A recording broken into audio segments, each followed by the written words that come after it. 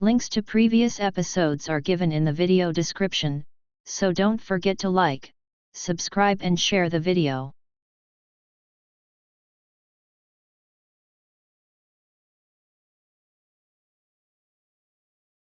Frozen Heart, Fated Soul.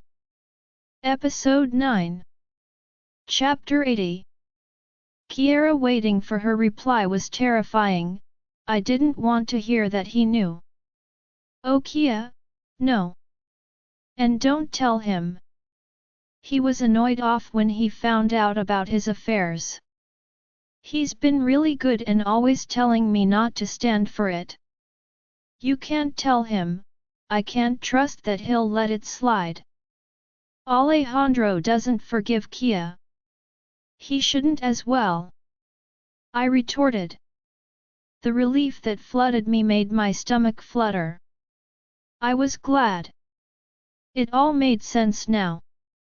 This is my decision. Her tone was firm but I felt torn. Was it okay to just leave it? Wasn't she a victim who was too emotionally invested to get out? I needed to ask someone for advice if this baby gets hurt. I swear I won't leave him, I said quietly. I placed my hands on her shoulders as I closed my eyes, feeling her pain. My eyes opened as I healed her injuries. The reason she was pale was because she was in pain. She had several injuries and some broken bones that hadn't healed fully.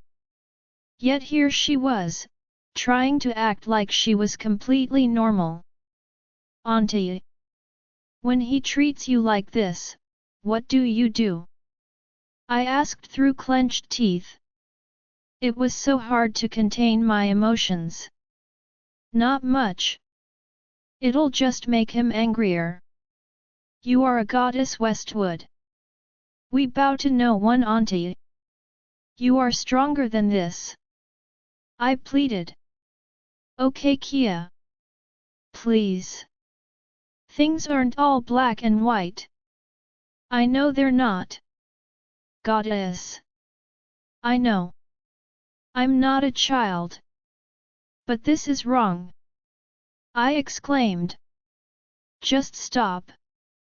Please. I love him. Auntie Indy said, her eyes flashing. I let out a deep sigh and nodded. Fine, if that was what she wanted. Turning around, I stormed out of the office. Alejandro's scent hit me and my heart skipped a beat. Had he heard? I looked around but he wasn't here. I frowned. Maybe it was just the lingering scent from before. Alejandro, I had been on my way back to my office to grab some files when I had heard the end of their conversation. Anger had flared within me like a poison and I saw red. I stood for a fair rule and to make sure any wolf abusing others were dealt with accordingly, but the abuse was happening right beneath my nose. My pack had an oath, one of equality, loyalty, respect, and justice. That had broken each one of those rules. He wouldn't get away with this. Alongside my anger, I felt hurt. Hurt at the fact that Kiera actually thought I'd allow that. I guess I couldn't blame her. I acted like I didn't give a tone when she confronted me last time. I didn't want her to take Indigo's words for it. I wanted her to see me for who I was herself. I was far from perfect. As I said, I'm a monster, but I do not want anyone to get abused like that. Yes, I have lost myself in anger and attacked others. Heck, I even hurt Kia back at her pack, something I still felt guilty over. But this was still wrong. Maybe I was being a hypocritical.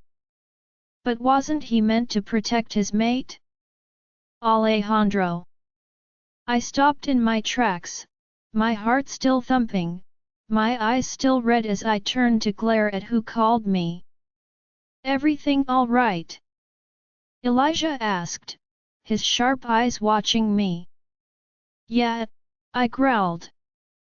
Before you leave, let Kiera look at the Wendigo. With her senses, maybe she can pick up on something. He said, not probing further. I clenched my fists, knowing my eyes were flickering from red to black, trying to control this anger that had reared its head. Fine. What's wrong, Alejandro? He asked. Nothing. I looked at him sharply. Why should I keep stuff about that a secret? I tilted my head and crossed my arms. Theoretically speaking, if someone you love is mated, what would you do? He smirked. Like you?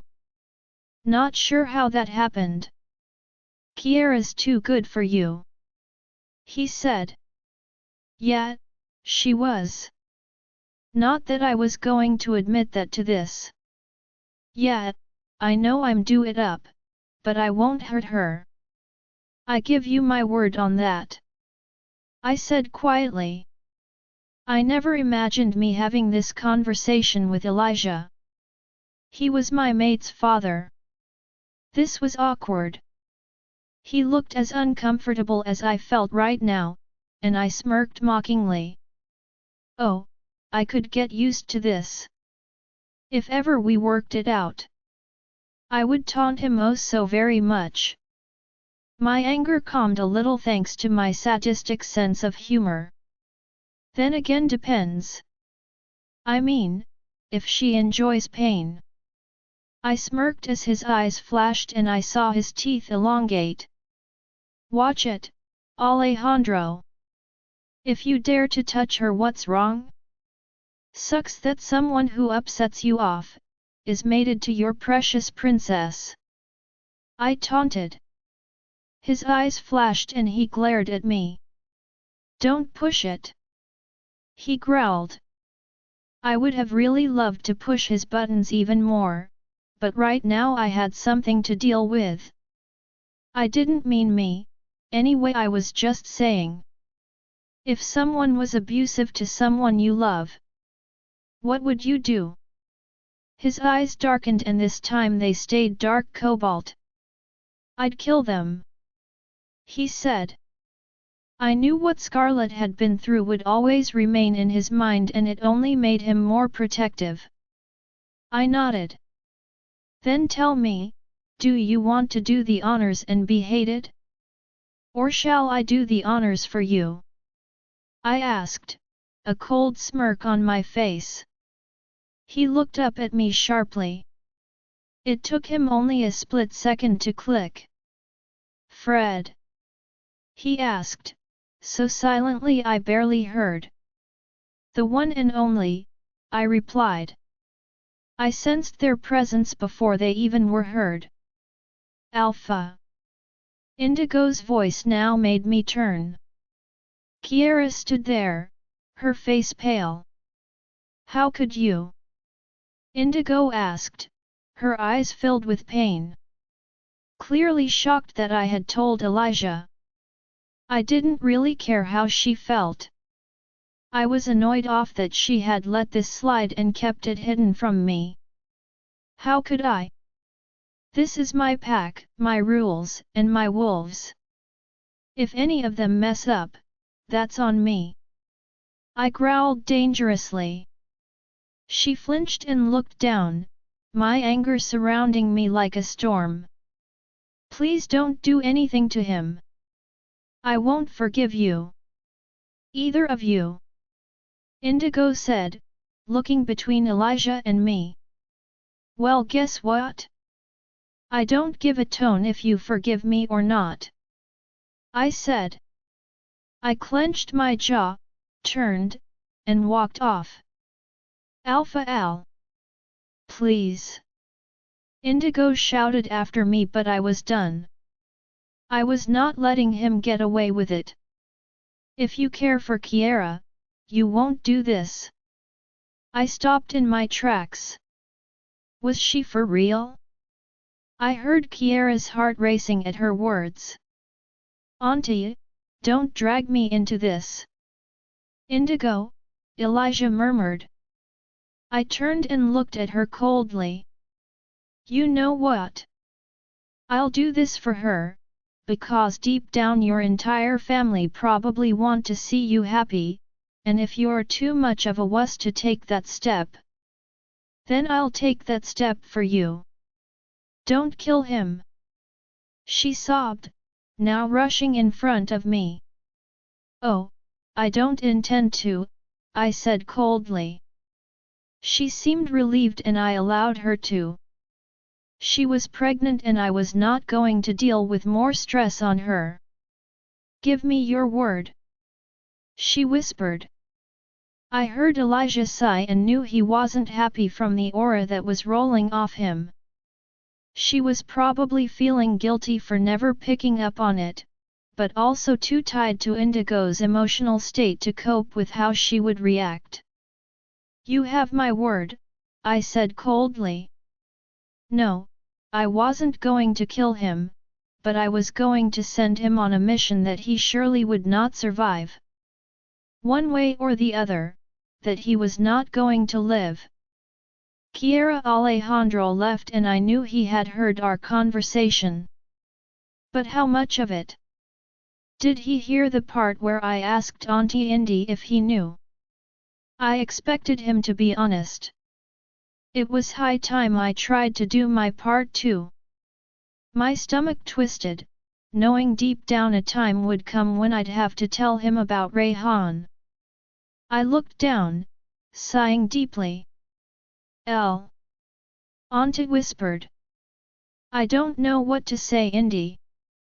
I can't believe I had to hear that from him and not you.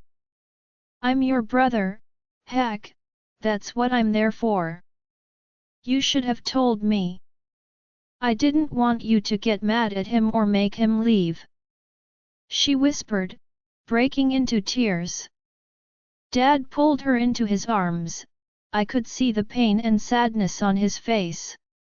He was always there for us.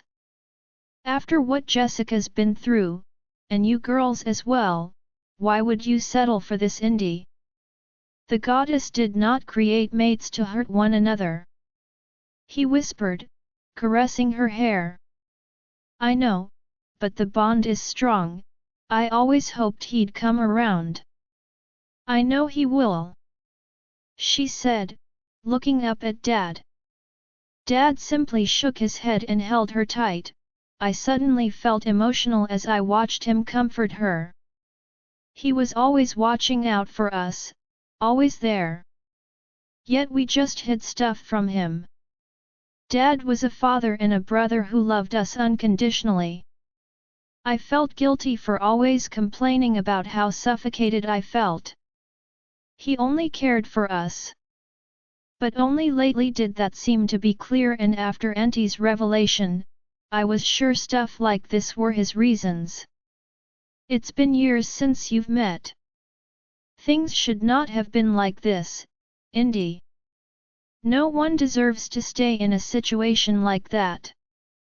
Be strong, and perhaps the goddess has other plans, but Indy, this isn't right. I don't care what you decide or what Alejandro decides, but I'm taking you home with me. Dad's words were final. No, please, I get mad?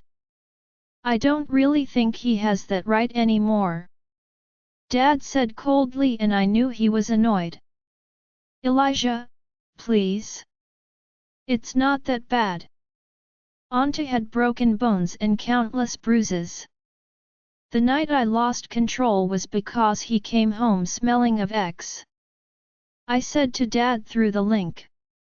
Yes, it wasn't my place to say, but I couldn't just keep it secret since the truth was out. More so, I knew Dad could help her like I couldn't. Dad frowned deeply but didn't reply. I'm going to go pack, I said before I took my leave. An hour had passed and I was done with my packing. I had still managed to bake some more brownies. I don't know why I did it. Well, I guess I could tell myself that they were just some treats for the journey. Although I knew exactly why I had made these.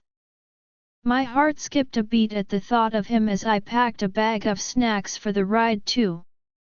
Serena had told me we would be going by car for the most part. I had an ominous feeling about that forest, like a dark and unsettling weight, resting in the pit of my stomach every time I thought of it. Things had been tense when Mom found out about Indigo, and while she was calmer than when she found out about me and Alejandro, she was still enraged and completely agreed with Dad's decision to take Anta back with them.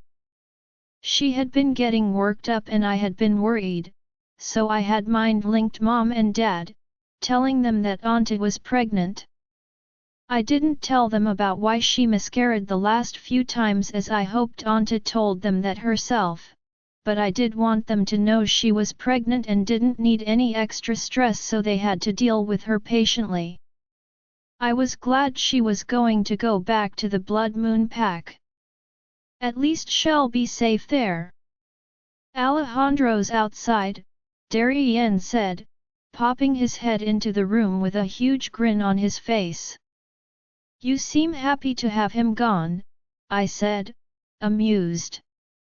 No, I'm happy that you two are going to work things out. He said with such confidence that I raised my brow. Aren't you very confident considering you were silent last night? I said skeptically. I have to listen to and respect my alpha, I have faith in him. He said, with a small smile. Thank you, for giving him a chance. Yeah, well, let's see, I said. I haven't done anything yet, but I hoped we could work things out. I met Mom and Dad, Rayhan, and his family as someone took my bags to the car. I walked outside to see Alejandro talking to a few men. My gaze roamed his broad back, the way his shirt fitted him, his tattooed arms. Was it wrong that I wanted to kiss every inch of him? Okay, focus. We were not going to go down that path until things were fixed. I turned away, just in time as he glanced over at me. That cold, arrogant expression on his face, as he blew out the smoke from his cigarette. His eyes glinting as he looked at me, almost as if he knew I was checking him out. Before we leave, there's one stop we need to make. He said, coming over as he looked down at me. Where to? The cells. He said, his face was now serious. I could sense his displeasure. He didn't want to do this. I nodded and he led the way as I followed. I wanted to know what he did with Fred, but I didn't speak. I intended to ask, but not right now. We reached the cells. The smell of metal, blood, and something else filled my nose. It was dark in here. My breath hitched when I felt his strong hand take mine. My heart was racing as I slowly closed my fingers around his, allowing him to lead me. His hand was so much larger than my slender one. His calloused finger pads grazed my soft skin. I tried to calm the storm that was rising within me. This simple yet thoughtful move. This was all I had wanted. His love, his concern, and care. Exactly what he was showing me now. Why couldn't we have just had this before we both acted on impulse and rash decisions? Well, I guess it was too late to regret it. As we got deeper into the cells it got chillier, and I couldn't even tell if it was light outside. The cold damp seemed to cling to my skin and the feeling that this place never got fresh air wrapped around me. The sound of a weak unearthly growl greeted my ears and my heart thudded. It's the Wendigo. Do you think you'd be able to see if in any way you could get anything from it? I can try, I said. Good, he said. He let go of my hand and I missed the feeling of his touch. The scraping of the chains and padlock was all I could hear before the door was swung open, grating against the ground. Once again, his hand wrapped around mine, sending sparks of pleasure through me. I should have brought a light, I left my phone too. I smiled. I'm fine, it's tied right? I just need to touch it, I said, feeling its weak heart beating. It was dying but there was no smell of blood. Was it poisoned? It's tied and I'm right here, came his deep voice. Are you poisoning it? No, it's tied, which will do the job, he said. It's dying, I said, my heart skipping a beat as he touched the small of my back, guiding me closer. The thing growled, and the sound of chains echoed in the cell as it struggled to break free. A futile attempt. Not sure why, maybe starvation, he said thoughtfully. I could sense the beast stir restlessly in Alejandro's closeness. I placed my hand on the Wendigo, the matted fur making me internally cringe. Pain. Agony. Despair. I gasped at the burning emotions that rushed through me, tears sprung to my eyes at the emotions that came from this very beast. The urge to ease its pain overcame me and I saw the faint purple in the darkness. All I wanted was to help. Before me, I didn't think it was a monster. To me it felt like something in pure agony, a being that needed respite. What? Alejandro's words came. I don't know what it was, in this darkness I couldn't see anything. Then a sudden realization hit me. I was no longer touching fur but skin. I jerked my hand back. You've reversed whatever process he had gone through, Alejandro murmured, sounding almost in awe. My heart thudded as I could now smell that distinct smell that only rogue wolves carried. Well, Alejandro's voice came. Alejandro, I looked at the body of the man before me. I noticed that his breathing was shallow as he lay there unconscious.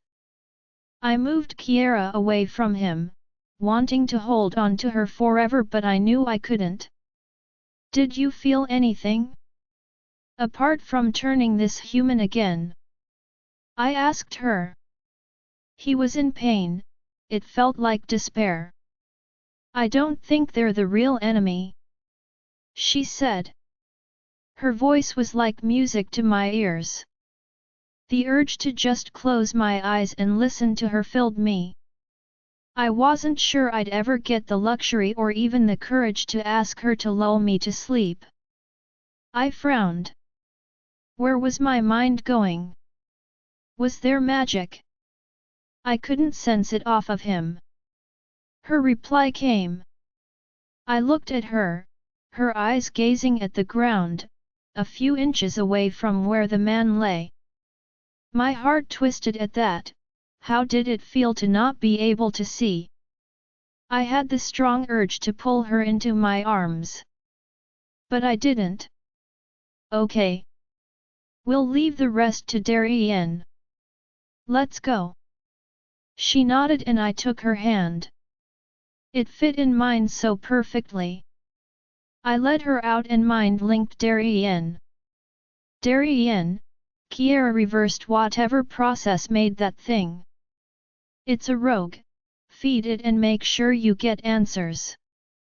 Tell Callum to check it out too and you can let him know what Kiera did. He had wanted her to check anyway. Got it, Alpha? And as a friend. Don't do this up, please. Do your best. I replied, cutting the link. What was this? a getaway or some healing tryst. No, it was a mission and one I needed to see through for her safety. I wasn't sure how stupid me taking her with me was, but I'd find out. An hour later we were on the road, and if I thought I could focus on anything but her, I was wrong. We were in my black Range Rover Sports, a car I used to think was roomy. I was wrong. Her scent was like a drug, and I was getting high on it. Her every move was messing with me. The way the seatbelt pressed against her in that green top of hers. Her cleavage was stealing my attention, and she had her legs crossed as if taunting me that I couldn't touch her. Music was play on the low, but seriously, this was all about love. Like, what was this on for? She had chosen the radio channel, so I had left it. Yeah, I was being a whip-dip and letting her do what she wanted. But I had my reasons. Okay, I don't have anything to justify myself with. I just wanted to please her. I admit it, but I wasn't ever going to acknowledge it out loud. I glanced over at her as she sighed, running her fingers through her hair, her eyes on her phone as she texted away. She and I alone were a mistake. All I wanted to do was her brains out. I could hear her heartbeat racing every time she looked at me. Since we got in the car, she had kept herself busy on her phone. Talking to her brother, that Damon, and Raven. Yes, I saw the names on her phone. I wasn't curious, I just saw by accident, maybe. At least I could tell from her face it wasn't anything fun, and I guessed it involved Indigo's situation. I heard from Darien that Scarlet had flipped and had gone to find him. She and Indigo had argued, and Elijah had to calm them down.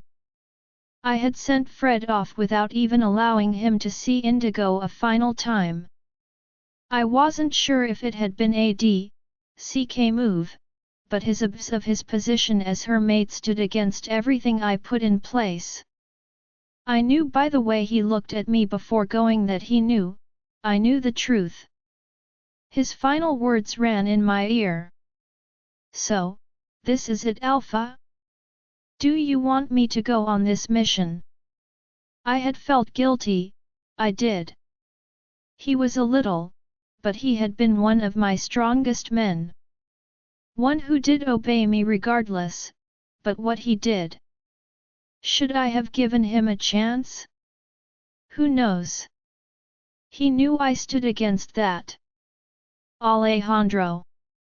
Her voice dragged me from my thoughts and I looked at her. Our eyes met and I could hear her heart rate speed up. Are you just going to stare at me?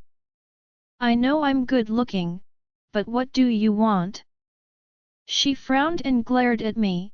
I gave her a smirk, glancing back at the road. What did you do? With Fred, I mean. Dad texted before and said that Auntie's really angry that you sent him off on a mission. Yeah, I sent him to Bill's land. Even if the engagement is off, I'm still the king. If I want someone to search them lands, then yeah, they'll search it. There are a few rogue hideouts in it, I'm sure, or some place that leads to their lair at the very least. I sent Fred to find out. She frowned, thinking over what I had just said, before she looked at me confused. So, you didn't punish him for what happened? She asked. I don't know if Selena focused a little too much on carving those large tits of yours and in turn forgot to add the correct amount of brain cells in the process. Hey! She said, her eyes flashing purple and her cheeks burning red. I smirked. Just stating facts. I remarked mockingly. She sure got worked up easily. I'm not dumb. I'm just asking a question. And stop looking at my boobies. She crossed her arms over her and I raised an eyebrow. Didn't she know that just made them look even more tempting? I forced my eyes away and frowned deeply, trying to focus on the conversation at hand. I sent him to Bill's land. That place is dangerous and overridden with rogues. He won't make it out alive, not alone. I said quietly. Her breath hitched as her heart thumped wildly in her chest. You sent him to his death? You didn't even let on to say goodbye. She whispered. After what he did, he doesn't really deserve that, I said coldly. I know. He did wrong, but not even a goodbye? Wasn't that too harsh? I don't really have a heart, I said, now looking at her. Her words did affect me. I never questioned my rules, my decisions, or how I worked. But she had given birth to a shadow of doubt about them now. You do. I just. Her suddenly not even getting that closure. I know he deserves to be punished but, she whispered. Her heart was hammering loudly now and I could see the sadness in her eyes. He broke everything the Night Walker's pack stands for. I know I'm not the most compassionate alpha and I won't pretend to be. I'm not like Elijah or RAF. I'm a king and I'm not trying to be liked. FK with my rules and I'm done. Carmen only got a second chance because of you, or I was ready to end her life that day. I said, keeping my gaze on the road. When a wolf joins my pack, they take a blood oath to not only honor the pack and treat it like family, but to obey and serve me, to respect my laws and rules. They know the consequences. I have an example to set. I saw Zidane Malone did to his pack, the way they were treated, and how no one could step in, it was disgusting. That sick let anything go. There was no law to protect pack members from that. That alpha, no matter how sick he was, decided his pack's fate. Your parents went up against him with a few packs, but they broke a code to do it. A code that no longer exists under my rule.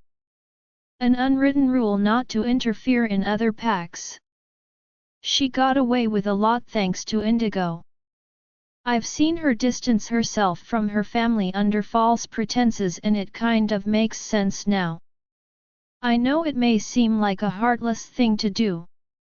Yeah, it probably was. But I'm the king.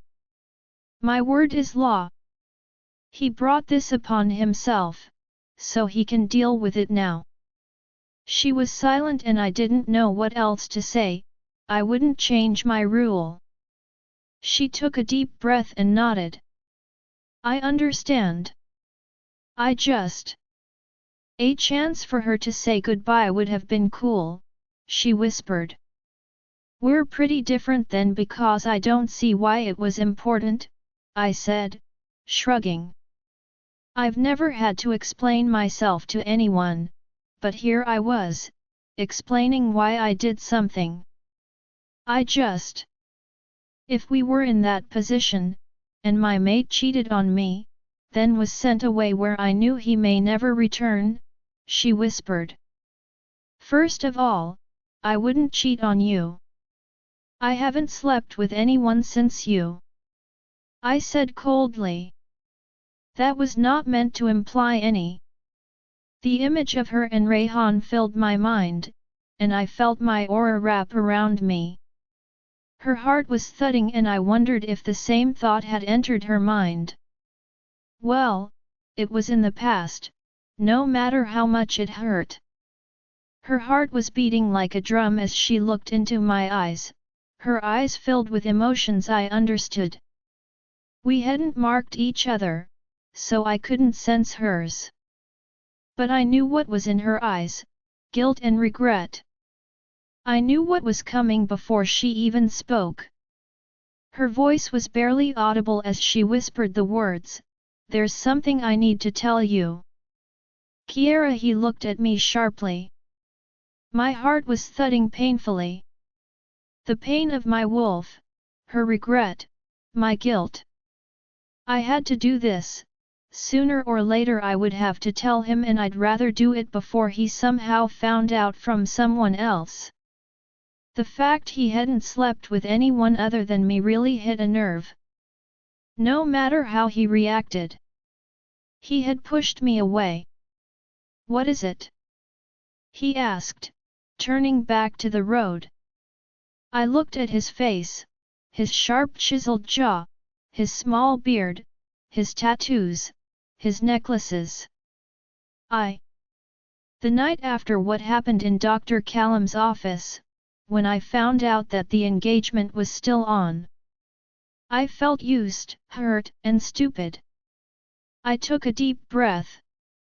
"You got this, girl. Come clean before it comes and bites you later on." I closed my eyes.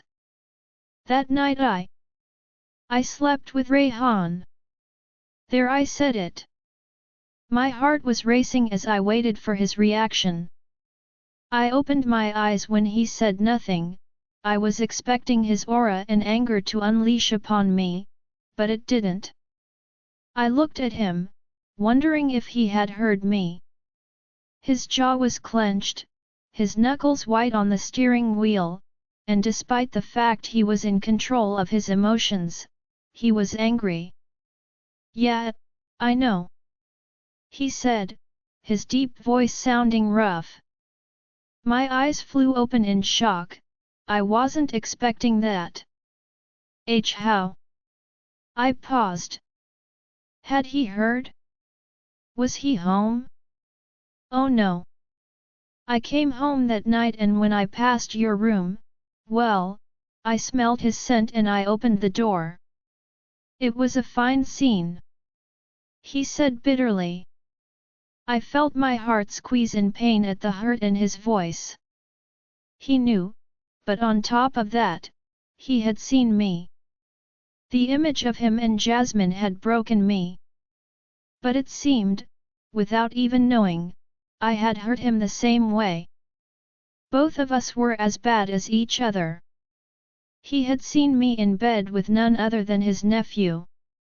Yes, I had ex, but we weren't mates at the time. He had known I was his mate when he had kissed Jasmine. It's done, no can change that now. Why mention it? His words made my stomach twist. If we're going to work on this, I thought we should be honest. I whispered, sounded more vulnerable than I wanted. I looked down, letting my hair shield my face. "I'm sorry. Of all people, it shouldn't have been Rayhan. If I knew you were my mate, I swear." I was cut off when he reached over, brushing my hair that was curtaining my face back, resting his hand on the back of my head. "Don't apologize, I pushed you to that. I won't say it didn't hurt, but I get it," he said quietly. His thumb caressed my head slightly and I just wanted to lean into his touch. My heart hammered at his words. It hurt. The meaning being, he definitely had feelings before the bond. He stroked the back of my head as our eyes met. My heart thudded as I saw his gaze flicker to my lips. His eyes flashed red as he forced his gaze ahead. "I won't apologize for my actions, because it's just a word. I'll try to make it up to you instead," he said quietly, removing his hand from behind my head. I smiled gently. I felt better getting that off my chest. His words made my stomach flutter. I could see he was trying and it made me crazy. It was already hard not to give in to the pull of the mate bond. I leant down, opening the bag of snacks I had packed, and took out my box of brownies. My cheeks heated up as I realized he'd know I made these for him. "Brownie," I said, trying to not let my embarrassment show. He looked at the open box for a second before smirking arrogantly as he looked into my eyes. "Were these baked for me?" he said arrogantly. "Does it matter?" "They were baked for the journey," I said. "And it's not like I haven't baked for you before. This was so embarrassing. When I came to your pack," he asked, C0king a brow. My gaze flickered to his lips and my heart skipped a beat. His ever so tempting woody scent mixed with that deep, seductive musky smokiness made me feel lightheaded. "Yeah," I said, trying to focus on anything but the reminder of the way his lips felt against mine. The way he kissed me. He smirked arrogantly, taking hold of my chin, sending a rush of sparks through me. My chest heaved heavily as I stared into his eyes. "If you want a kiss, amor mio, all you need to do is ask," he said huskily. Those words took away all my control. I knew I wanted a taste, but I wasn't ready. Because once I passed that threshold, I knew I wouldn't be able to stop. The right corner of his mouth twitched up and I realized that it wasn't his usual mocking smirk. Just that hint of a smile made my entire body tingle. Did the man actually know how to smile? It suited him. "I'll wait for the day you forgive me," he said quietly. Leaning over, he placed a kiss on my forehead, making my breath hitch. The moment his lips touched my forehead, I felt lightheaded, as strong tingles coursed through me. His touch felt good before. There was no way I could explain how amazing it was now. I didn't even realize I had shut my eyes, feeling giddy. His simple touch sent pleasure rushing to my core. I pressed my thighs together, feeling myself throb. I did not want to get turned on, not right now. I inhaled his scent before he slowly moved back. I could hear his heartbeat and knew it was taking him a lot of self-control to stay calm. He reached over, taking a piece of brownie and popping it into his mouth. "These are good," he said smoothly. I smiled, trying to regain control of my emotions as I took a brownie piece, but before I could even take a bite he had pulled my hand to his mouth, biting into it. My stomach flipped and my cheeks burned at his move. Oh, goddess, he was tempting me. Who knew he could be so smooth? I bit my lip before I glared at him. "Eat yourself, I'm not here to feed you," I said, popping the rest of the brownie into my mouth. It tastes even better from your hand." "Nowhere near as good as you do though," he said. He tensed and I realized he hadn't meant to say it. The tension in the car was only growing. I slid down the window. It was kind of hot. But that wasn't the wisest move. "Feeling hot?" he asked, that mocking smirk on his face. He reached for the box of cigarettes in the middle compartment and slid one out, placing it between his lips and easily lighting it one-handed. "Not really, I just feel a little sick," I said. It wasn't even a lie, the journey was making my tummy feel all funny. He frowned at my words, looking concerned. "Shall we stop somewhere?" "No, I'm okay," I said. He took a drag of his cigarette, opening his own window too. Just then, his phone rang and I saw Darien's name cross the LCD screen. He answered it via his car's Bluetooth. "Yeah. Al, the rogue is really disturbed. What do you mean? He asked coldly. The subtle warmth he had exuded moments earlier was gone. I think living as a Wendigo has made him suffer severe trauma. He keeps saying two things. The king is angry and they're going to get him. Anything more sends him off into a panic attack. Did that mean I had only healed him physically? I guess it made sense. The mental aspect would take so much longer and would need help and possibly therapy. Did Callum check him? Yes, he's given him some sedatives for now. He's here with me. He said he has news for you. Put him on, Alejandro said, frowning deeply as we both stared out at the setting sun. Alpha. I found her location. Shall I send you her address? She said she won't be there for long. I'd recommend taking a detour. Dr. Callum's voice came. I frowned. Who were they talking about? I glanced at Alejandro, who was glowering. Fine, send me the address, we will pay her a visit first. He said, before hanging up. Who are we visiting? I asked as he picked up his phone, most probably checking the address before he signaled and took a side exit off from the main motorway.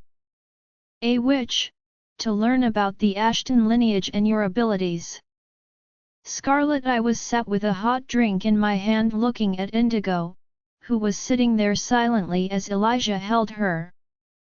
She had argued with me and it had taken Elijah a lot to calm me down. I had been so angry that Fred had done this to her. More so, I was angry at myself for not seeing it. Yes, I saw that with time she had become quieter, but people change with time. Never would I have thought she was being abused. I put her change down to her countless miscarriages, that they were the reason for her quieter mood and the emotions that sometimes filled her eyes. I just wished I had known. When had Indigo become so timid? She had always been confident, feisty, and headstrong. Even when Daniel, her best friend, had found his mate Jake, she had given the guy a tough telling off. She said that if he ever hurt Daniel, she'd make him pay. Indigo was never the type to just sit back. I took the seat on the other side of her. Indy. She looked at me, her eyes dull and sadness swirling in those navy blue orbs of hers. I don't want to hear it. She said. I'm not going to say anything. I said softly. He isn't answering. I'm worried. He didn't even say goodbye. I will never forgive Alejandro for this. If anything happens to him, I know he's planned something. Indigo said, her eyes flashing, stroked her hair. He's only trying to help. I don't need his help. I told him countless times. I need no one. Indigo growled. I wanted to kill him myself. Elijah's voice came through the link as our eyes met. In a way, it's better Alejandro took care of it. Do you really think he's sent him to his death as Indigo proclaims? I asked. Bill is an incompetent fool of an alpha. He doesn't even keep those lands secure and rogues run free there. It's not really safe at all. He won't make it, Elijah's voice came as he looked at Indigo with guilt and sadness rolling off him. This is not your fault. I said firmly through the link. I knew he felt responsible as he saw her more than I did. I should have picked up on it, kitten. His reply came as he sighed.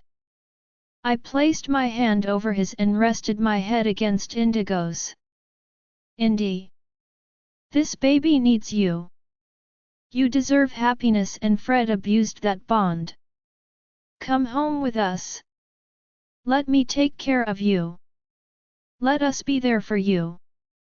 Daniel would be so happy to have you there too. I said. So, you know he won't make it back. She said, her voice breaking. I didn't say that. I said, sighing. Why didn't anyone stop him from making such a decision? Kiera could have. She sounded broken, and I wish I knew what to say. I'm going home. I just want to sleep. I don't know why, but I didn't trust her alone. I'll come with you. Aren't you supposed to be leaving tonight? She asked, standing up. No, we're leaving tomorrow morning and we're taking you with us. Elijah said firmly. His eyes were dark cobalt as he looked Indigo straight in the eye. No, I have to wait for Fred. She said, wiping her tears. If he doesn't make it. I swear. She didn't finish it off and walked out. Indigo. I called. I just need some space, Scar. She said, I swear I'm just going for a walk around the mansion. Elijah wrapped his arms around me and pulled me against his chest. The sparks that hummed through me made me lean into him, inhaling his scent. I don't want Mama to know. She'll break if she finds out. I said, nuzzling my nose against his neck. We'll figure something out, Red. He said, his voice soothing the crashing waves that were consuming me. I hope so. I know I sent Kia off with Alejandro, but I'm worried about her too. I said, running my fingers through my hair. He looked down at me, frowning with displeasure. Yeah, but I don't think he'd harm her. I guess not. The fact they're mates is still, I said. Yeah, I know. He's like what? 3 years younger than you, Elijah said, displeased. I smirked slightly. That's true. Looking back, I remember that time at Rayhana's 2nd birthday and how he saved her. I know he had been mean with what he said back then, but do you know he told Kiera she's perfect as she is? Before they were even mates. I said, smiling softly. Elijah's eyes narrowed. So, they were flirting before the mate bond. He muttered. Well, I was not going to mention that they had been doing a lot more than that. Meaningless flirting, handsome. You can't really complain. I said, leaning up. I brushed the frown lines from between his brows. You're looking grumpier by the day. Do you blame me when there's always something or other stressing me out? He said, giving me a look. Oh, is my man tense? I know a few ways to calm you down. I suggested. Running my hands down his chest, smirking slightly as he licked his lips, his tongue piercing flashing as it caught the light. I like the sound of that. He leant down, about to kiss me when someone whistled. I turned and glared at Raphael. Sorry. Am I interrupting anything? Yeah, you were, Elijah growled. Well. As much as I'd love to say to you to carry on, I was wondering if you two wanted to go down to see the rogue? That Wendigo you guys caught, Kiera turned it back. He's fed in a little calmer now. Darien thought maybe we could get some more information out of him. Sounds like a plan, Elijah said, despite him looking me over slowly, his eyes darkening with lust. We'll continue this later. he said through the link. I can't wait, I replied. He kissed my lips passionately before we both followed Raphael out. I stopped in the kitchen where Rehana and Maria were cooking something, asking them to keep an eye on Indigo whilst we were gone. I could see her outside and knew that, in the long run, she'd be okay. Maybe the goddess would gift her with a second chance mate. Kiera, we had changed routes and had now been in the car for over 3 hours in total. I was feeling a bit peckish too. Isn't this towards Raphael's pack? I said, addressing him without uncle still felt weird. Alejandro looked at me with a small mocking smirk on his lips. Raphael? What happened to uncle? Oh great, he picked up on that. Well, it would be weird to call my mate's brother uncle now, wouldn't it? I retorted. He tilted his head, switching the dome lights on as he looked at me. Or you could call me daddy if you like, he suggested with a wink. My cheeks flushed and I glared at him, ignoring the way my body was reacting to him. I am not calling you that. Ever. I snapped back. It was just a suggestion, amor mio. Why are you getting so worked up? Unless you were imagining calling me that, he taunted me, with those onyx eyes watching me. Our eyes locked and I tried to calm myself down. What's the matter? Lycan got your tongue? He mocked. No. I was just. Ugh. Don't talk to me. How do I say that? Those words totally threw me off. The way they sounded in his deep voice. Don't think of that, Kia. I am not calling you anything but Alejandro. Now why are we stopping? I was desperately trying to change the topic. He gave me a look as he motioned to the restaurant that we had pulled up in. I don't know about you, but I'm hungry. I looked out into the dark that was illuminated by the brightly lit restaurant. We're in Manchester, I stated, feeling stupid. Yeah, he said, frowning. I nodded, feeling a little incompetent. It's my favorite restaurant when I come this way. Nice, I said, as he turned the ignition off, plunging us into darkness. We got out and before I even had the door shut he was by my side, shutting it for me. The car lights flashed as he locked it, before reaching for my hand. My heart thudding as he guided me towards the glowing entrance. You know, I'm not so useless that I need guidance, I said quietly. I never said you were, he said.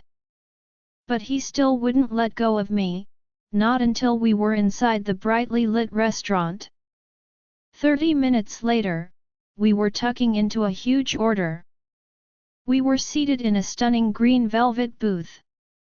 The entire restaurant had an exquisite interior.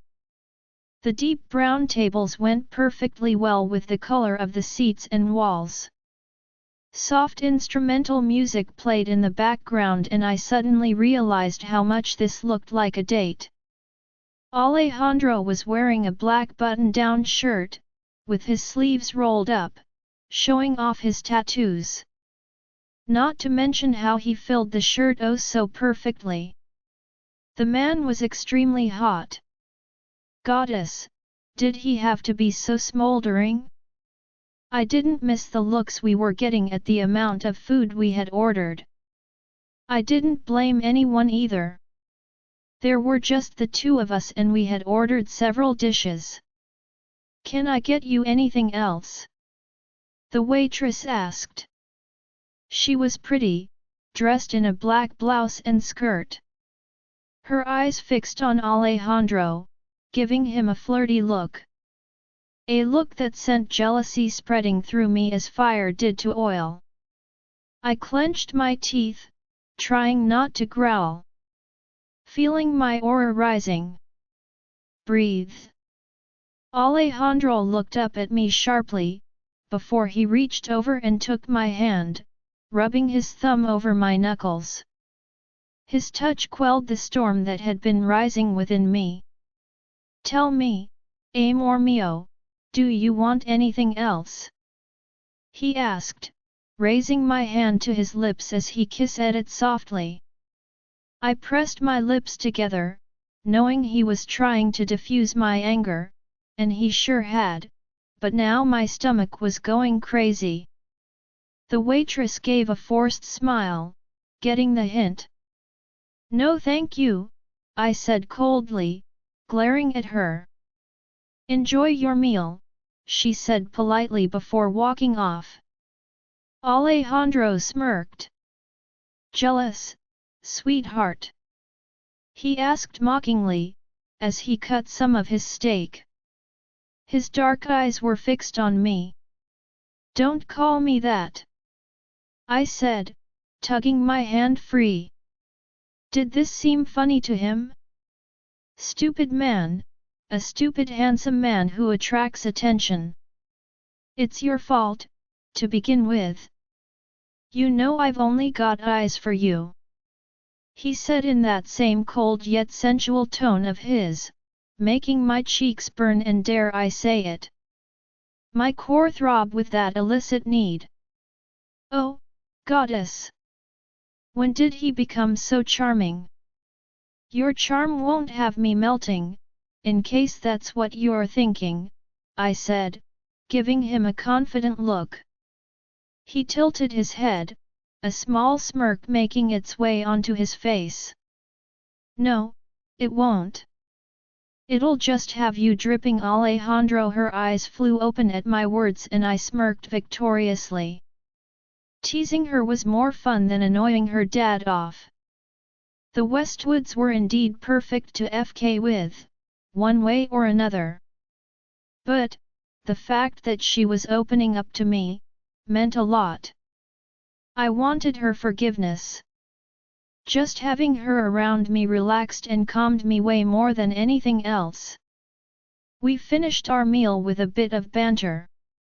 I liked to tease her, yet whenever some female came near, I made sure to show her she had my attention.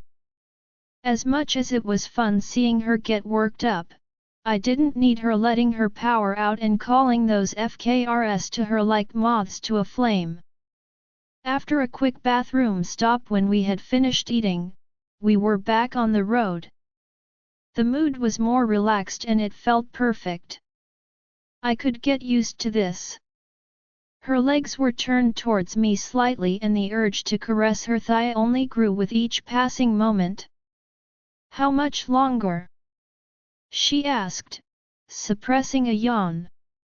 It's not even that late, I remarked.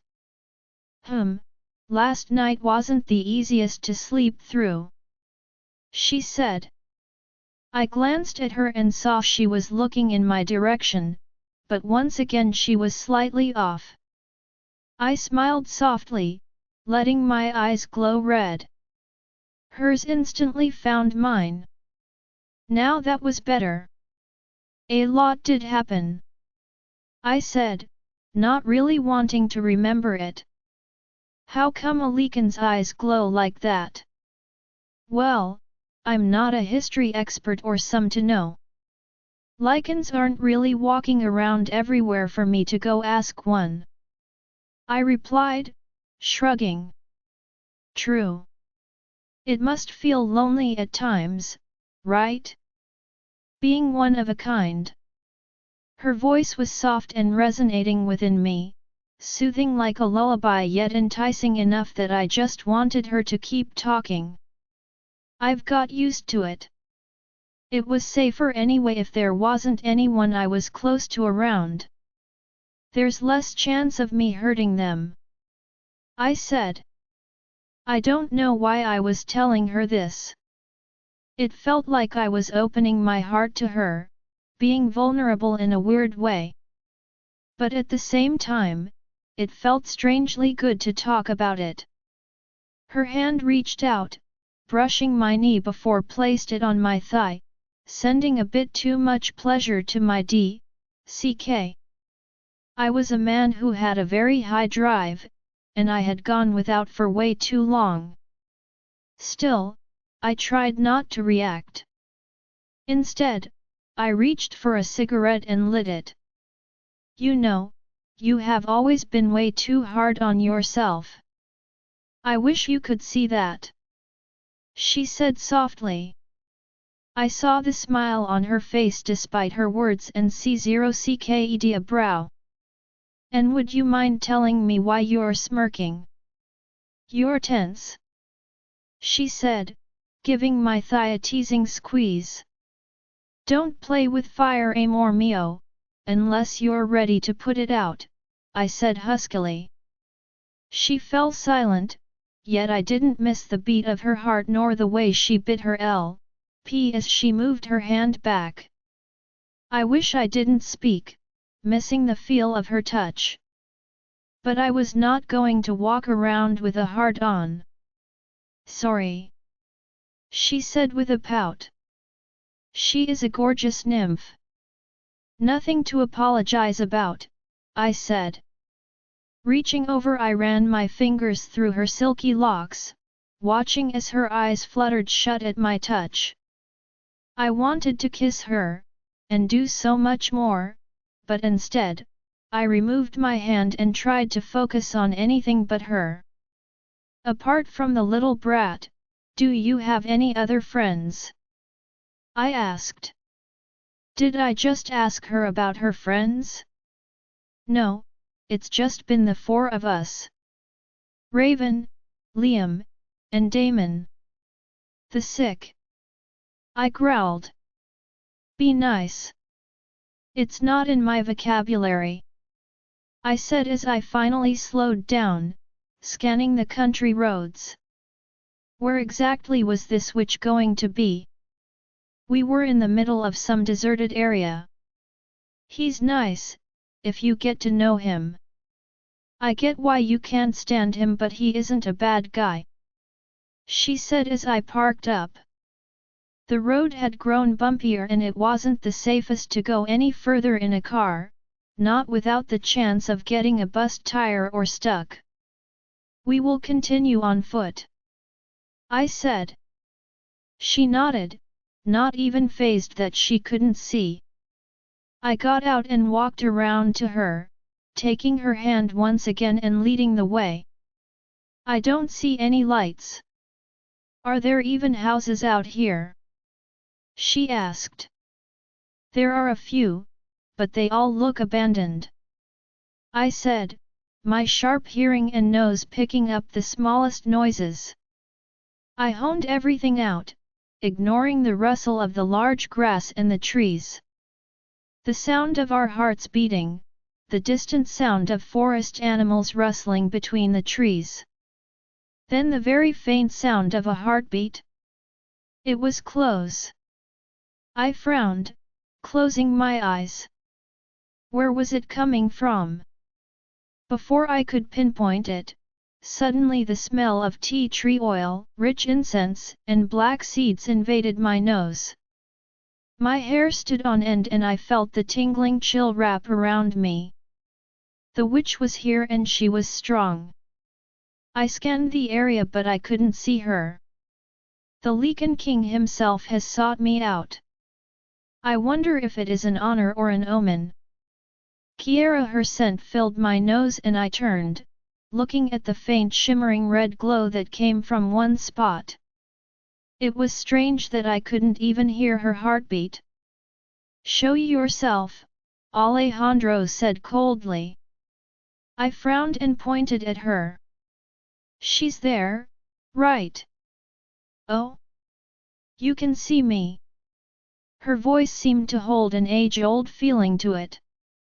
Yeah, I don't see a thing, Alejandro said, now stepping in front of me and shielding me from the direction that I had pointed to.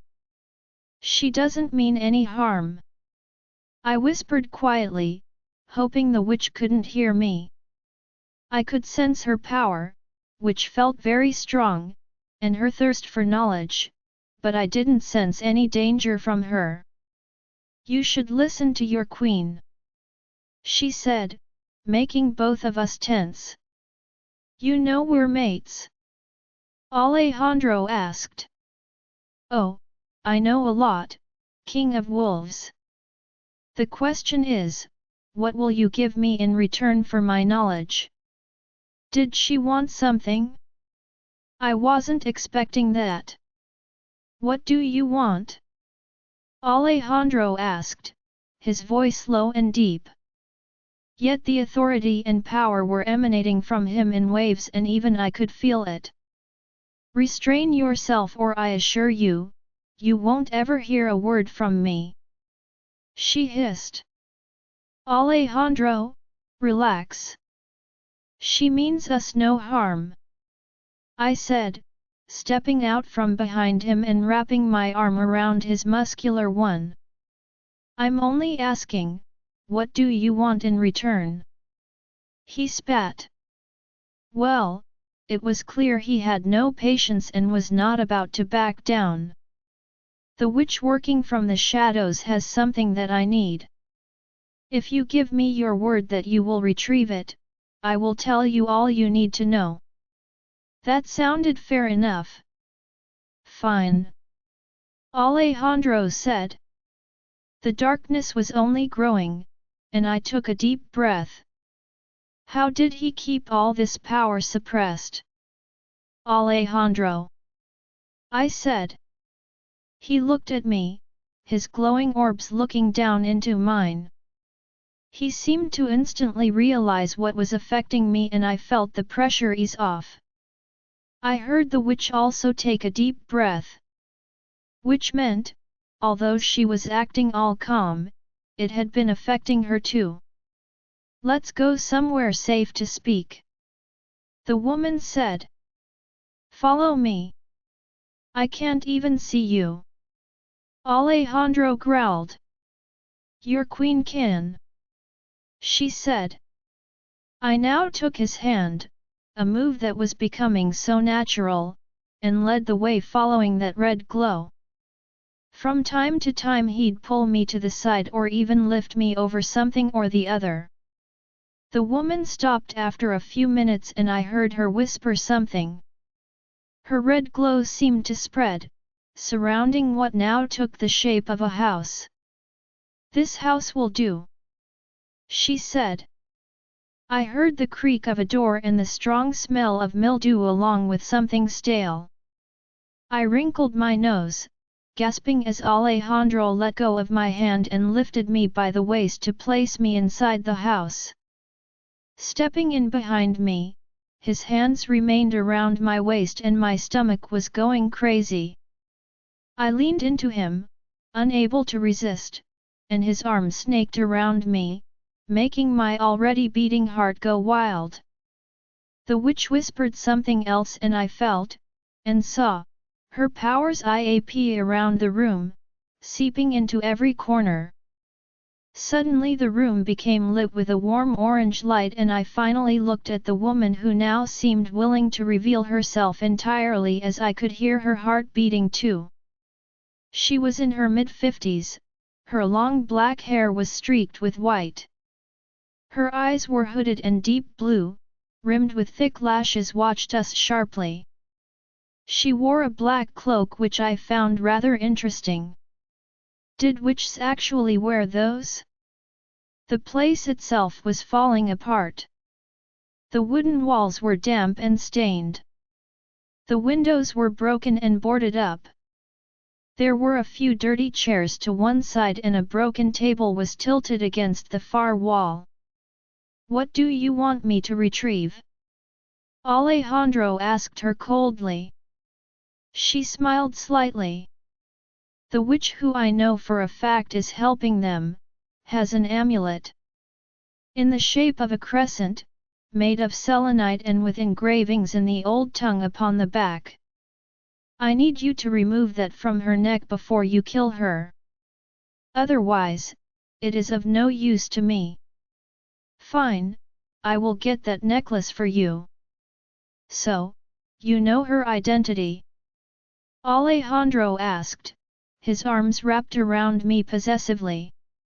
I have never met her in person, but I have heard about her. She is a hybrid. The witch spoke up, her own eyes darkening as she pondered something.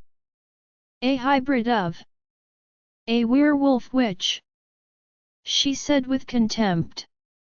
Two species that should never, ever, become one. The daughter born from darkness. Stories say her father was an alpha who raped her witch mother and that is how she was born, but no one really knows. As a werewolf would have to mark the woman to get her pregnant, it seems odd. I don't think anyone would do that if their aim was simply to rape. Unless, of course, they were mates. The witch said with clear disdain. It seemed they really did hate our kind. I knew humans couldn't get pregnant by a werewolf unless they were marked, as it made them stronger and able to carry pups. It seemed the same rule also applied to witches. So apart from how she was produced, do you have any information that could actually help? Alejandro asked mockingly. I almost rolled my eyes at his remark. If I didn't sense how much he wasn't enjoying being here, I would have said something. Patience, child, you may be a king but you have a lot to learn. If you don't know the start, how will you learn anything? You have come to me for answers, so simply listen. She said coldly. A witch will always pay a life debt and this is mine. So, get a move on. Alejandro said. Her eyes glowed and I could feel her anger and dislike growing. He's being nice, he just swears a lot. I said, not wanting this situation to get out of hand. Humph. Then don't speak. She hissed. I felt Alejandro's anger rise and I leaned into him, stroking his arm as I looked up at him. Please.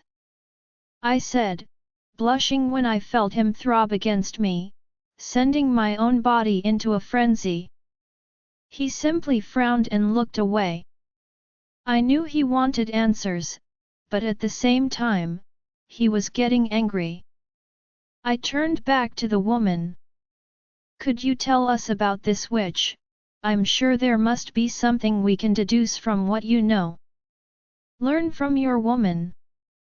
The witch said, looking at Alejandro, who glared murderously at her. She walked over to one of the filthy chairs. I saw that she wore black pants underneath her cloak and she was holding a walking stick. I frowned as I noticed her limp while she walked, slowly sitting down. Despite the fact she didn't let it show on her face, I could sense the pain she was in. There are 3 types of witches, well, 1 type but 3 paths. There are us lone witches who blend in and just want to live an ordinary life. Then there is the Coven of Ala Maria, a coven based in Salem, America. They seek out witches across the world and believe they need to keep track of all of us, to use as they wish. Then we have those who have turned to the dark side of magic. I am a lone witch who refuses to abide by the coven's rules and plans. They are witches who would choose to help hunters rather than side with vampires and werewolves.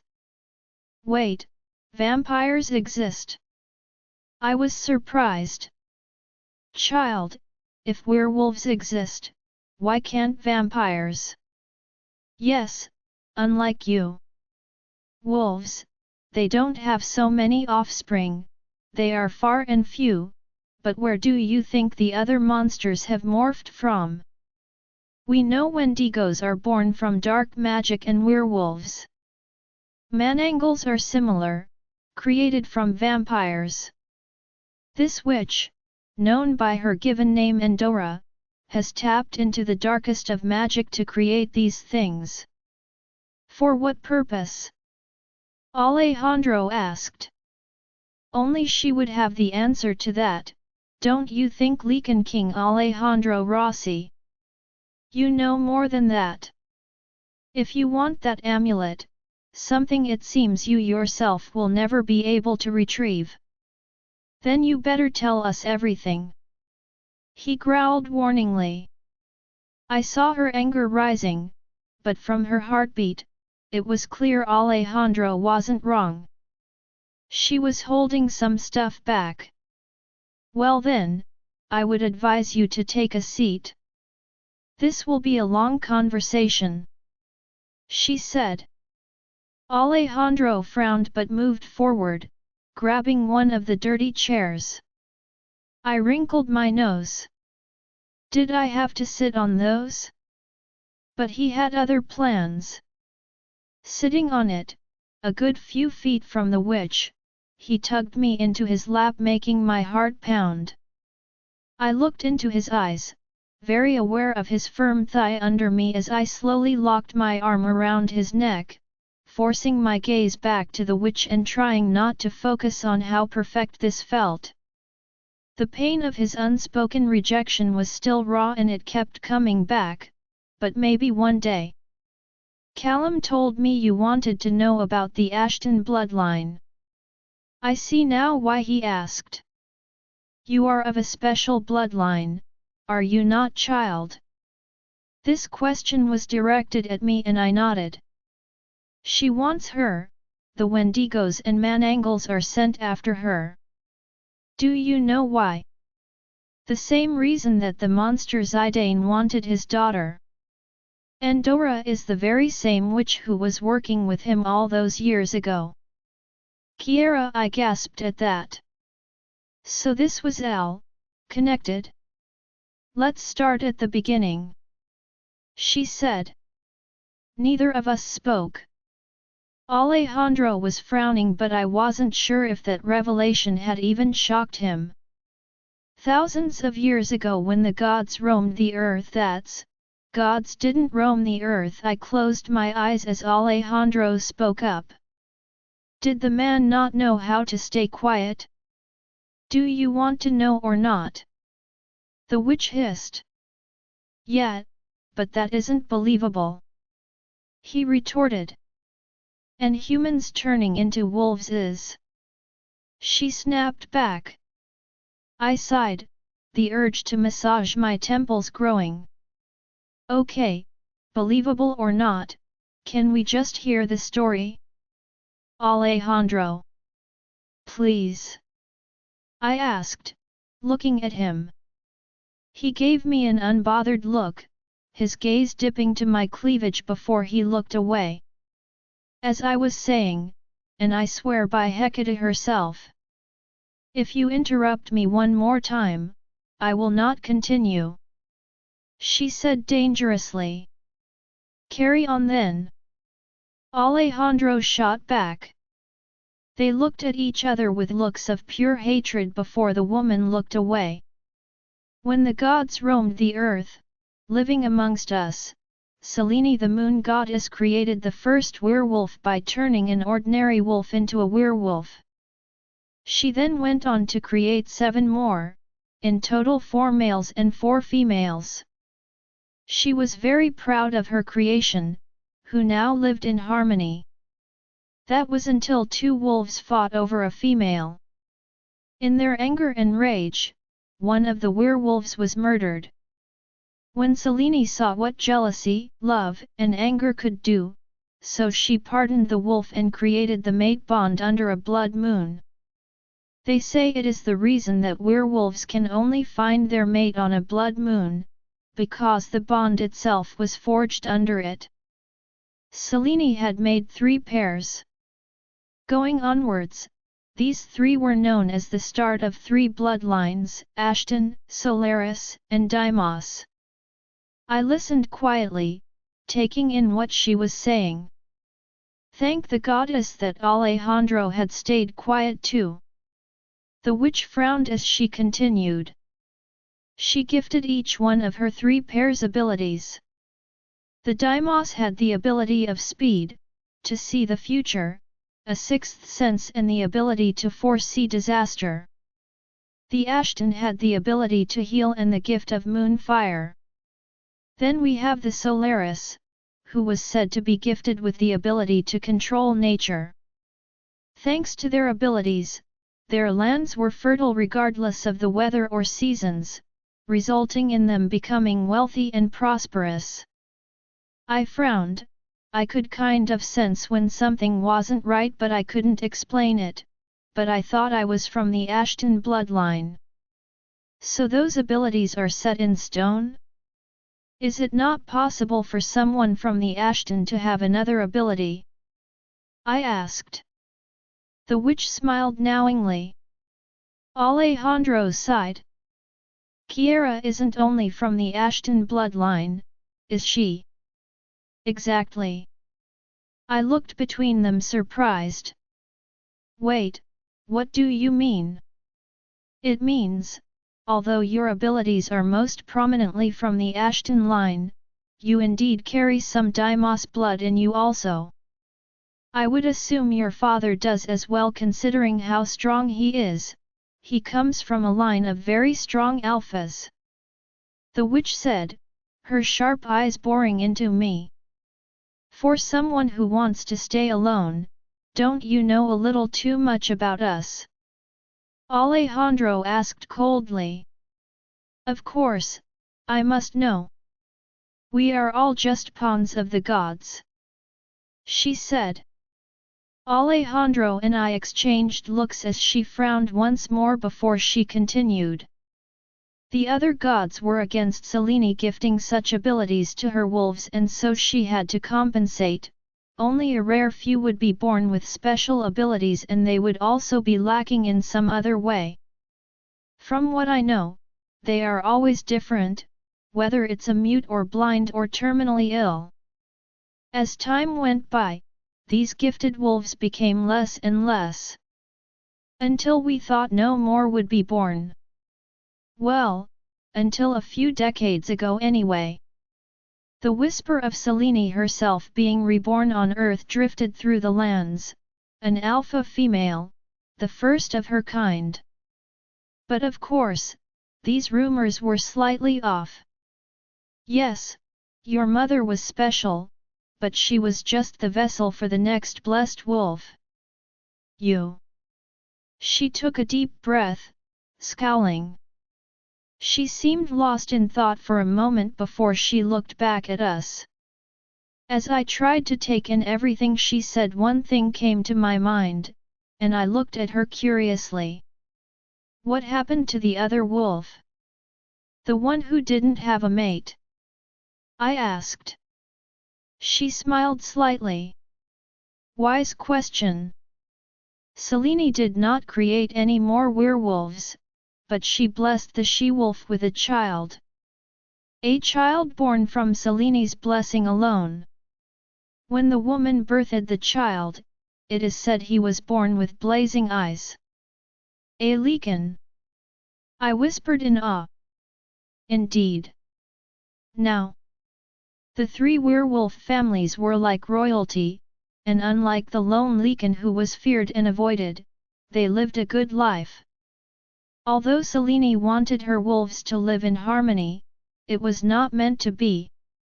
The Lycan grew up and became faster, smarter and stronger than the offspring of the other werewolves. Selene gifted the Lycan a mate from the Solaris bloodline. Seeing the Lycan's strength, the werewolves were not happy. Fearing what he would become, they pleaded with Selene to not let him prosper. History says that his mate gave birth to a Lycan and that it was killed by the others. But if this were even true, there is no proof of it. Others say that Selene listened to the wolves and made sure that their children were all born as werewolves, albeit strong ones, and in this way he was given a place amongst the wolves. Or some say it was to make sure the Lycans did not become more powerful. One is born every few centuries to help regain order, but none have ever birthed another Lycan. So, what we get from this, there were 3 werewolf packs, 1 lone Lycan yet, sounds familiar and then what? I mean, we've been here for a while, listening to a bedtime story. Can you at least tell us some that can actually help? I clamped my hand over his mouth, frowning at him. Can you not be so annoying? I hissed, feeling the witch's growing annoyance. This is why I don't associate myself with animals. She hissed resentfully. Alejandro gripped my wrist gently yet firmly as he lowered my hand. Watch it, wench. He hissed. I'm sorry on his behalf. I said gently. A fitting pair. One is tranquil like the river and the other is abrasive and dangerous like a storm. She said. Yet, you haven't seen her enough to know she's far from calm. Alejandro said, glancing at me. He wasn't wrong. I simply looked at the witch. So why does Endora want me? I asked the question that was still not answered. Why else? For your abilities. With someone like you in her grasp, she holds great power. Yet I wonder if something else may be of more use to her. She mumbled, but it was as if she was speaking to herself. We captured a Wendigo and Kiera was able to reverse the progress. The rogue mentioned a king, but that's it. I know this witch is working with the rogues. But there's more to it. Alejandro said, a deep frown on his face. He looked up sharply at the witch, as if suddenly realizing something. The witch gave a small smile. So, you have figured it out. Alejandro, the moment she said that the witch was helping the rogue king, added to Kiera's ability to reverse the transformation, a sudden thought hit me. She's using this so-called king, right? I asked. The woman nodded. Most likely, she is probably using the rogue king to attain what she wants as well as placing all your attention on them. From what I know about Endora, she is an extremely cunning woman. One that knows what she wants and will do anything to attain it. She has, after all, been at this for years. The witch said darkly. So, theoretically speaking, this rogue probably doesn't even know that she's the one behind all these mutations. I asked. I guess so, but only she would know the answer for sure, considering the manangle work for her. There are many spells to influence or cloud the mind. For all we know, the rogue king may be under her control. I cannot say. Only Endora herself would know the answers. The blessed wolf's blood is powerful and can be used for many spells. Just think what she could do, with all that blood at her disposal. My hand tightened around Kiera's possessively, as I pulled her closer. Her heart raced as our eyes met. She was in a lot of danger, witches were strong. The only thing that came to my mind was there was only one wolf who may actually be able to go against a witch. One that had abilities of her own and the only one that I never wanted to put out there. Kiera herself. I still didn't want to, and I wouldn't. I'd do everything in my capability to go against the odds. The witch let out a cold, humorless laugh, as if she knew where my thoughts were going. What could the biche want with Kiera's ability? Don't you have any idea? I asked. She sighed as she gave me a disdainful glare. I told you many things that could be done with the blood of Seleni's chosen one. It could fuel very powerful for spells. even grant immortality itself," she said, watching us. Kiera looked down, a small frown on her face. So she probably wanted Mom for her blood too, more than likely, however it seems she's a lot more capable this time. The woman seemed to hesitate and then sighed deeply. "I know not how true this is, but rumor has it, she may have a few more witches by her side." "Well, this just gets worse. Aren't the Alamaria the ones who should be dealing with her?" I said coldly. "That's what the council was for, right? They have tried, but it isn't easy. She isn't harming the humans or witches, so they don't care." The witch said unbothered. "That's horrible. AI life is equal," Kiera said softly. "Yes, maybe, although I'd rather say witches are worse than the dirt beneath my feet. They don't give a tone about us. In fact, I think they'd probably be glad if there were a lot fewer wolves, correct, right?" I said venomously, my anger swirling around me. She frowned. "I am a lone witch. I won't deny that the Coven would love a world without werewolves and vampires, but I have no part in it, nor do I have an opinion on the matter," she said icily. "Control your anger." I reined it back ever so slightly. I hated the wench before me, her and all her kind. "Thank you for sharing everything with us. Is there anything else you could tell me?" Kiera asked, in her voice. She placed a hand on my chest, her eyes fixed on the witch despite soothingly caressing my neck. The woman watched us, then looked at her hands. "If ever the two of you were to birth a child, it would be strong, rivaling even the gods themselves. If this was to happen, heed my advice and run. For not only Endora would love to attain such power. The entire world would turn its attention to such a child."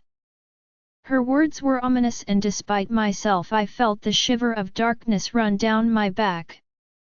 Those words were heavy and dark. Her eyes glinted and I wondered what was going through that mind of hers. "Thank you for the warning," Kiera said, looking a little unnerved herself. "Well, if that's all, let's get out of here," I said. "Remember the amulet, or I will consider it a deal broken," she said, her eyes glimmered with a tinge of red. "You'll get your amulet. So remember who you're talking to," I said. "Why didn't Callum tell me she was so?" "We will get it," Kiera interjected before the witch could reply. She slid off my lap and I wished I could hold her forever. I stood up as she walked over to the witch. Crouching down, she placed her hand on her knee. "What are you doing?" the witch said, raising her hands. I growled, but before either I or the spell bag could react, I saw Kiera's healing aura wrap around the woman's knee. Was she in pain? "Does it feel better?" Kiera asked, looking up at her. The woman seemed too stunned to speak. "Why would you do that? We are enemies," she said as if she really couldn't wrap it around her head. I knew Kiera enough to know she didn't differentiate. There was something about her that just wanted to heal and help those around her. "I don't see you as one," Kiera said, standing up. The witch frowned, looking up at Kiera indignantly as she stretched her leg. "I hate debts. I thought I was finally paying the other mutts off, and now I owe you," she said, standing up. I growled, my eyes flashing. "Ungrateful." I moved forward, ready to tear her to shreds when Kiera blocked my way, placing her hands on my chest. "Don't," she said softly, a pleading look in those doe-like eyes that really messed with my head. "CK." I looked away, retracting my claws as she turned back to the witch. "This isn't a debt, I did it of my own free will, you owe me nothing. We witches always repay our debts." She spat. He better shut her mouth or I wouldn't care what Kiera wanted. "Okay, as repayment, can I know your name?" Kiera asked, sighing. The woman frowned.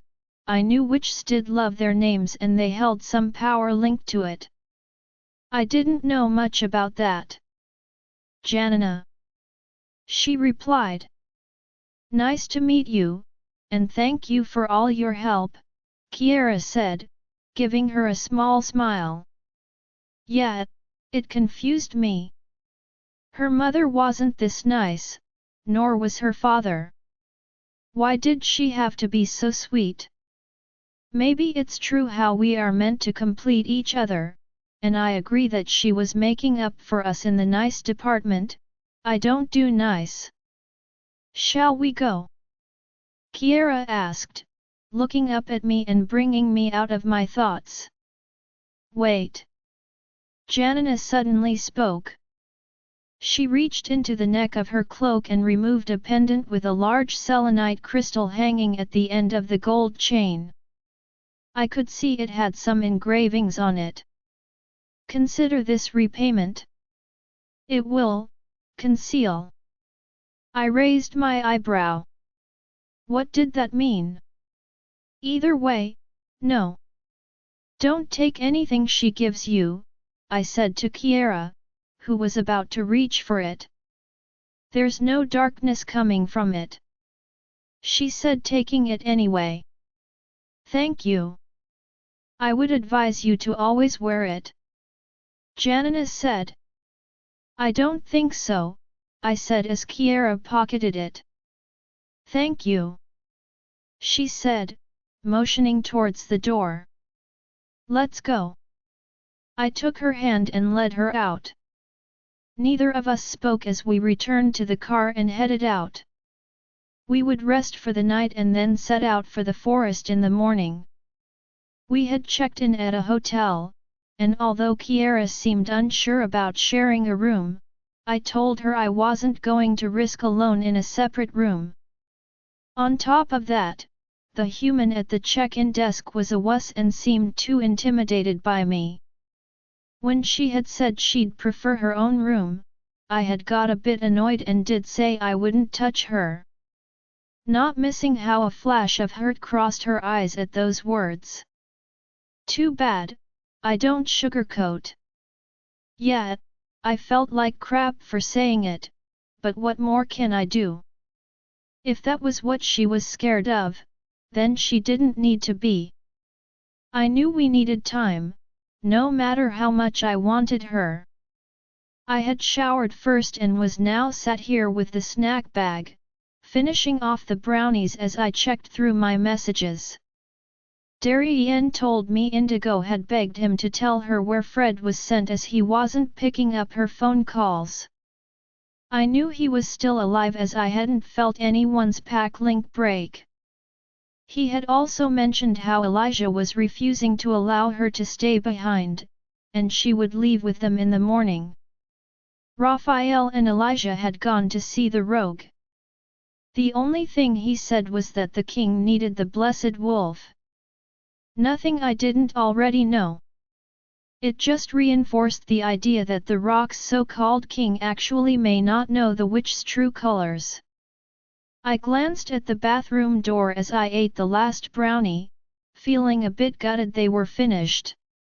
She had been in there a while and I was sure she was probably panicking. Just then the door opened and I looked at her as she stepped out. Dressed in a pair of sky blue shorts and a cami that hugged her perfect body deliciously. Her shorts showed off her lush thighs and tattoo. I could see the faint outline of her as well. I felt desire flare up within me and the urge to claim her right then consumed me. It was taking my all to control the beast within. Her damp hair framed her gorgeous face and my heart skipped a beat when our eyes met. Our hearts raced and it felt like we were two teens experiencing this for the first time.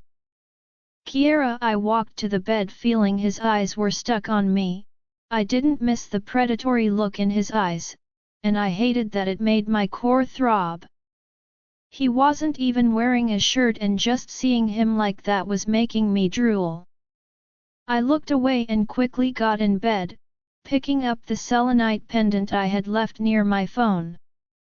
I wouldn't trust anything a witch gives you, he said moodily, putting his phone down.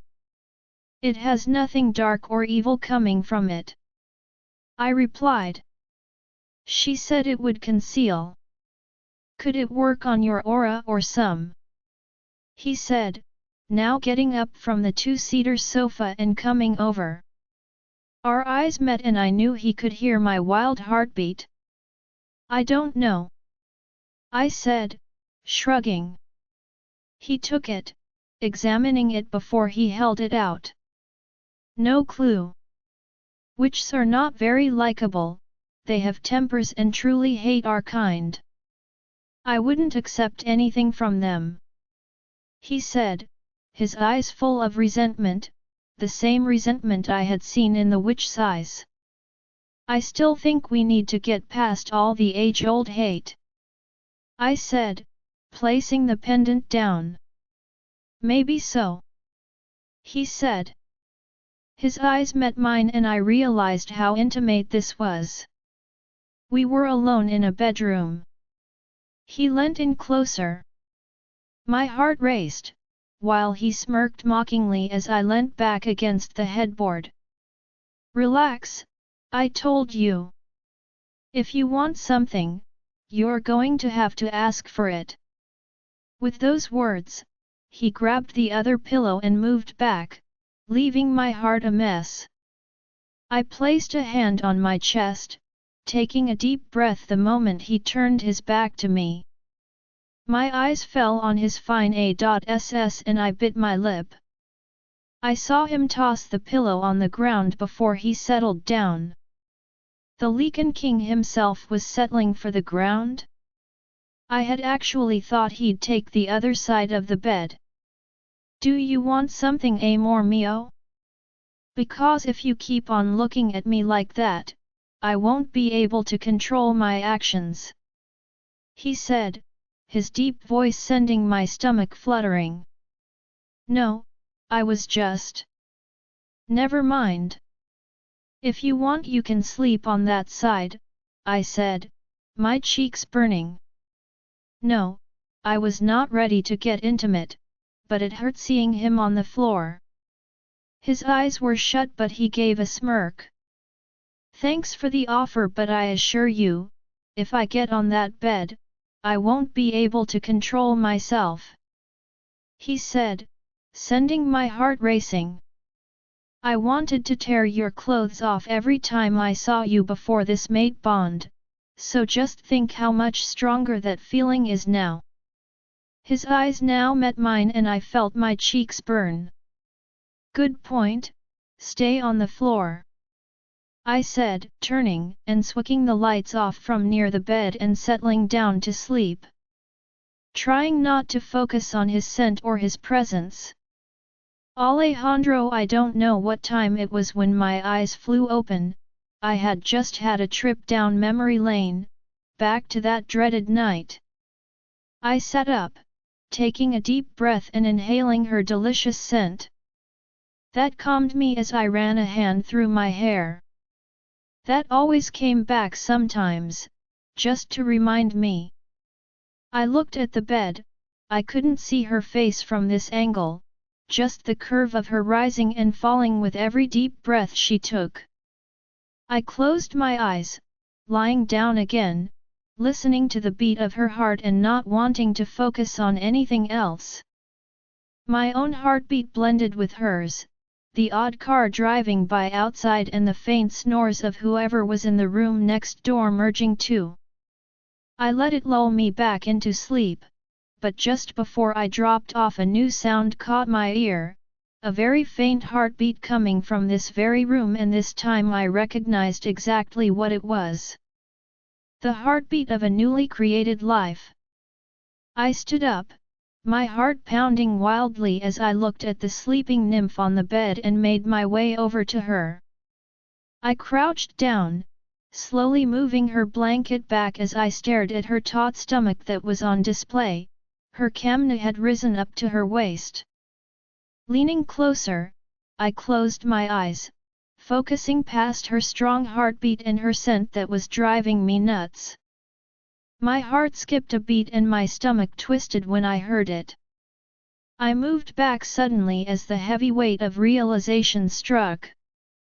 Kiera was pregnant and there was only one person who could possibly be the father. Me. I ran my fingers through my hair. This wasn't meant to happen. I had knocked her up and I hadn't even had the chance to redeem myself. The chilling words of the witch now returned to me. If ever this were to happen, run. She knew. My heart was racing faster than a racehorse and my head was spinning. Kiera was in more danger than ever before. And now I had a pup to deal with. I was about to be a father. And I was not ready for this. We weren't in the right space as mates or frame of mind as people. More than that, she was only 18. I did not want to burden her with like this. I messed up big time. I knew the risks of things being different for me than regular alphas were high.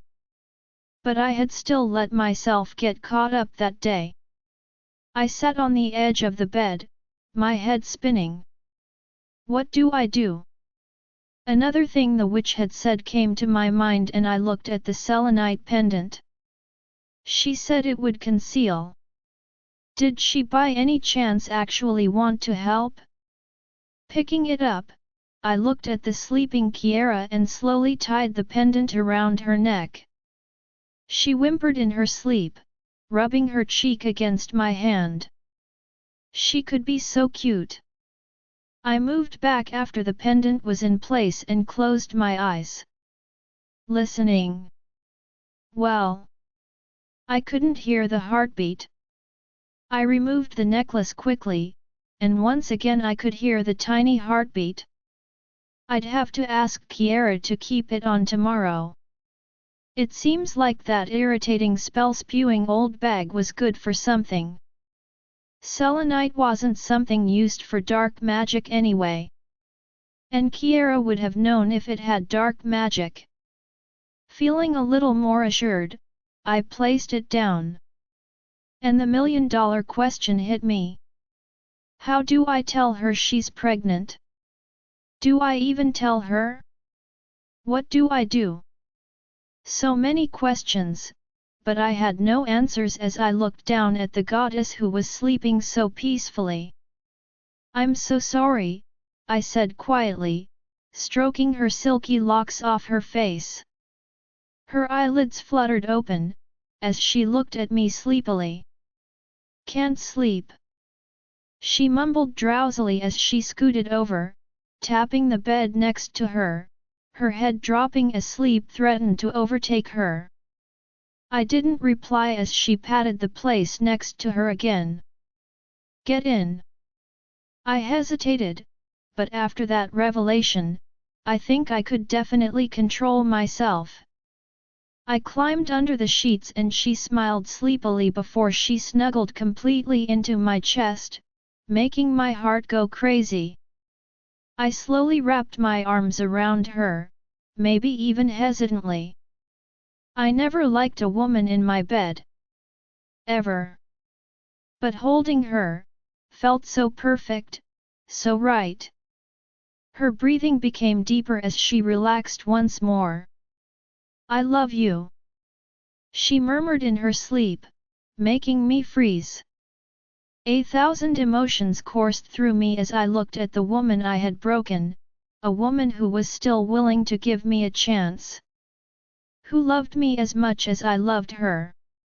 Yet neither of us were able to tell the other. Not openly, not properly, not yet. Would I ever get the chance to make things right? Or would this revelation further the distance between us?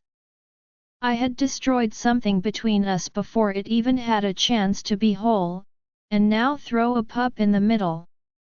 Things just went from bad to messy. I would have to tell her sooner or later, or she'll pick up on it herself. Unlike regular werewolves who would be able to pick up a pup's heartbeat after 6 to 8 weeks, I was able to pick it up a lot earlier. I kissed the top of her head slowly, closing my eyes. I'd deal with that when the time comes. But right now I just need to sleep on it. I held her tightly, trying not to focus on the way she placed her knee between my legs. She sure loved to snuggle. I looked down at her, sighing deeply. Wishing I hadn't refused her that night. Why couldn't I have just ignored my head? I won't hurt her, I couldn't. Just the thought of it makes me sick. I had to believe in myself. I would die before hurting her. Resting my head on top of hers, I closed my eyes. I swear she'll blow tomorrow morning when she sees us like this. But too bad. She asked for it, although I have to admit she was half asleep. Oh well, who cares? With those last thoughts, I smiled slightly, holding her tight and thinking of how things could have been if I had accepted her, of maybe how things could still be.